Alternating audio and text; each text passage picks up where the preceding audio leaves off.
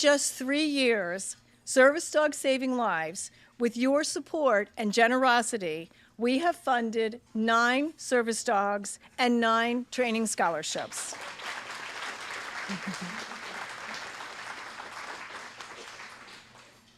For veterans and first responders. Together, we have raised over $230,000 in 3 short years.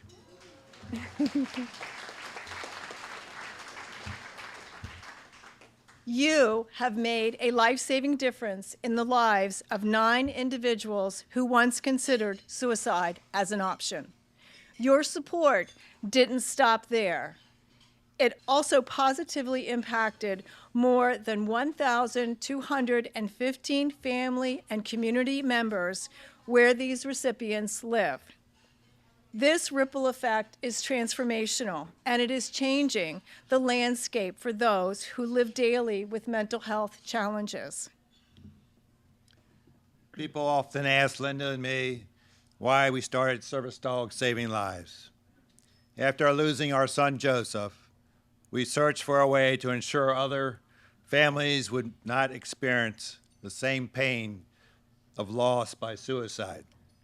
We knew this path would not be easy. It required revisiting our grief and openly discussing our very difficult subject. Life presents many challenges. Some surface deep, others soul-wrenching. By walking in the light and helping those who daily live with mental health challenges, we have found purpose, healing, and hope.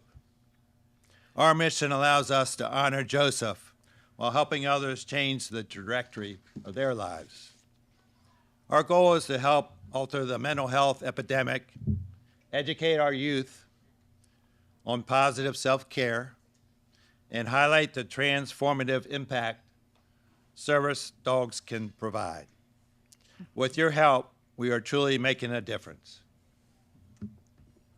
Our mission is very specialized. We partner with 2 Assistance Dog International accredited organizations who raise and train our service dogs.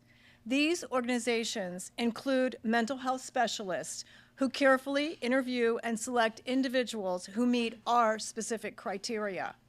Service Dog Saving Lives fully funds both the service dog and the training scholarship for each recipient.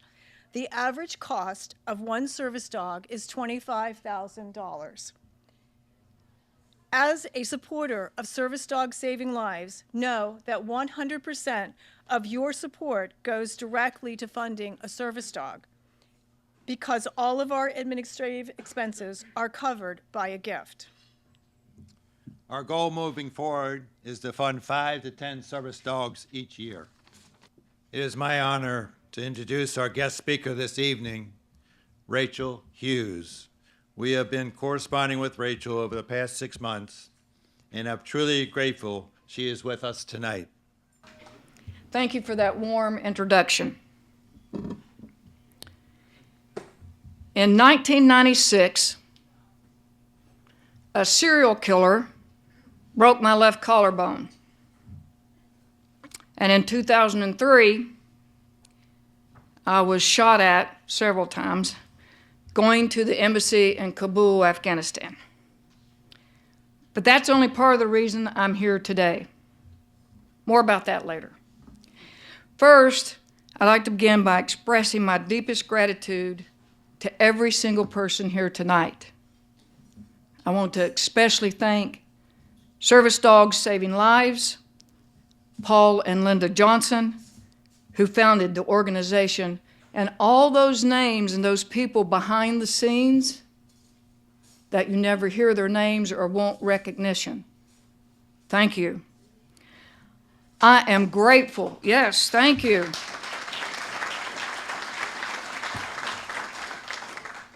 I am grateful for the incredible work and dedication that all you bring to this mission. I'm honored to be with you all tonight and to share a little bit about my life and about my best friend that's right here at my feet, Byner, and that's B-Y-N-E-R. I joined the United States Army at 18, right after high school, and served as a military police officer. I still remember conducting my first traffic stop on Thanksgiving Day at Fort McClellan, Alabama. After 3 years of active duty and an honorable discharge, I wanted to keep serving both as a police officer and a soldier. Those were my two greatest passions. I began working with Pinellas County Sheriff's Department in Clearwater, Florida in 1981 as a patrol officer. Over the years, I worked in several divisions, but most of the time spent there was as a robbery homicide detective. You know, there's those investigations that stay with you forever. The most unforgettable, I was at a stakeout during the largest manhunt in Pinellas County history for serial killer James Randall. I was on surveillance in his girlfriend's house after he eluded deputies by wearing porch screening and mud, which evaded the heat detectors on our helicopters. At 2 a.m. in the morning, I opened the door. Randall lashed out with an object of some kind and broke my collarbone. He ran, we chased, he's in prison, and I'm standing here.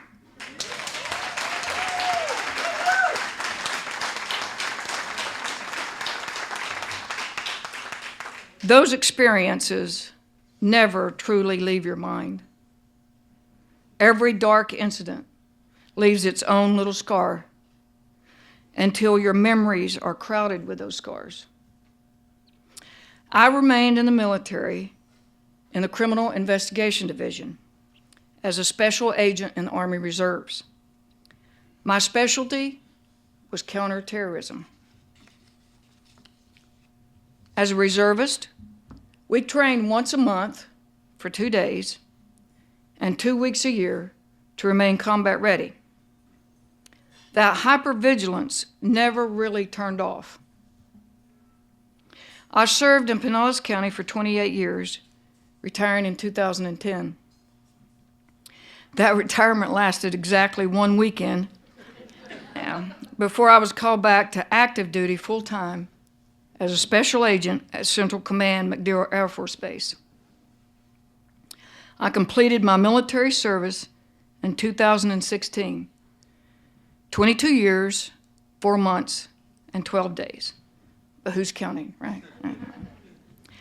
The most complex chapter of my life was balancing dual careers.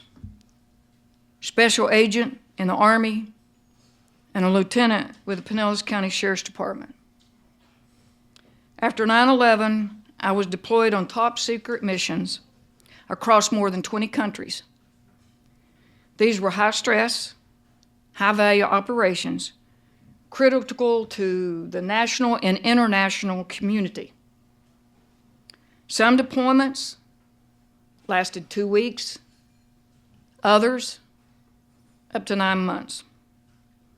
I'd come home, take a breath, then suit up again in a different uniform. But I kept facing those same type of challenges no matter what uniform I was in. Situations requiring quick thinking, clear leadership, and the ability to face danger.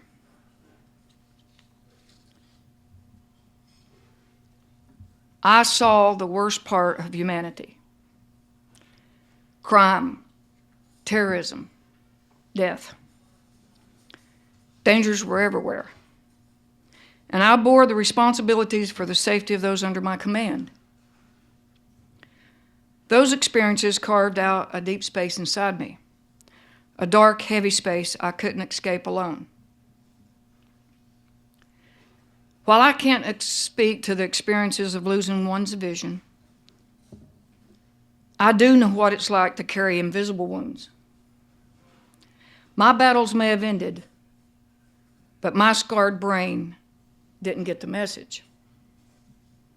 I had handled everything my roles required, but eventually, post-traumatic stress took its toll. My life started to feel unmanageable. I could not escape that black hole that filled my brain. Even though I didn't attempt suicide, the thought of not being alive was so comforting. I would ask God all the time to change me, to change my brain, to help the darkness, to take away the memories. I asked God a lot to change me. But what God did was brought me Biner.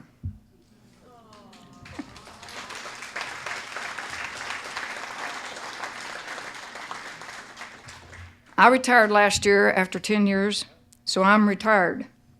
But this good boy right here who hasn't left my side for 2 years, his fourth birthday was yesterday.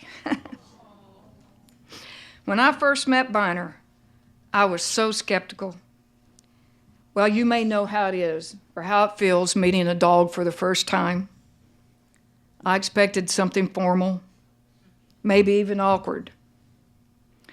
But instead, this big, joyful bundle of fur bounded into the room, jumped right into my lap, and started licking my face. In that moment, ladies and gentlemen, I felt something I hadn't felt in such a long time. I felt connected, a connection. Biner looks at me with unconditional love, no judgment. He senses when I'm anxious or down, and he stays close, and we bonded quickly. Let me tell you a quick story. One night I'm sitting at home, and I heard gunshots. Now, I know the difference between a gunshot, a firecracker, and cars backfiring. But Biner doesn't. He reacts to me. So I instinctively jumped up to go grab my weapon, heart pounding, my fists were clenched. But Biner stepped in front of me, and he wouldn't move. He looked up at me calmly and steady, not moving. See, I've always identified as a police officer and a soldier. But Biner, he sees me as his person, the one he loves and protects. Since we've been together, I felt those old instincts creep back in. You know, that hypervigilance, that ready for danger. But Biner gently reminds me it's okay to be present. It's okay to feel safe. It's okay to be loved. He's done what no therapist or psychiatrist could do. He's helped me to stay in the now. Biner has to go on his walks, and he loves the outdoors, which keeps me from self-isolating. He knows when I'm anxious, and he puts his head in my lap. That's the reason I've got slobbers all over me. And Biner is a bit goofy and playful, which helps me to not take the little things too seriously and to laugh a little bit more. My life with Biner has been more than I could ever imagine. Calm and adventurous, steady or wild. With Biner by my side every step of the way, I've learned to trust my Biner boy, to let him in, and to help me through thick and thin, no matter what. My journey with Biner has been transformative. This good boy right here, he's changed my life. And I believe with all my heart in what Paul and Linda are doing. And I believe with your help to here tonight, you guys, someone else can have a service dog that will do the same for them. Your gifts tonight can help transform someone's life, just like Biner did for mine. Your gift can help bring mobility to someone who cannot see, stability and grounding for a soldier who has trouble connecting with the world around them, and prevent suicide and improve mental health for a first responder. Please consider making a transformational gift to help service dogs saving lives.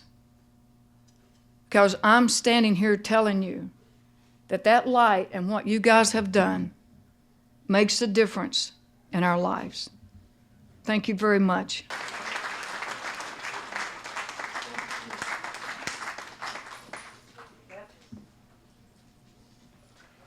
Thank you, Rachel, for sharing your powerful story of hope and love. We're deeply indebted to you for coming tonight and sharing your story.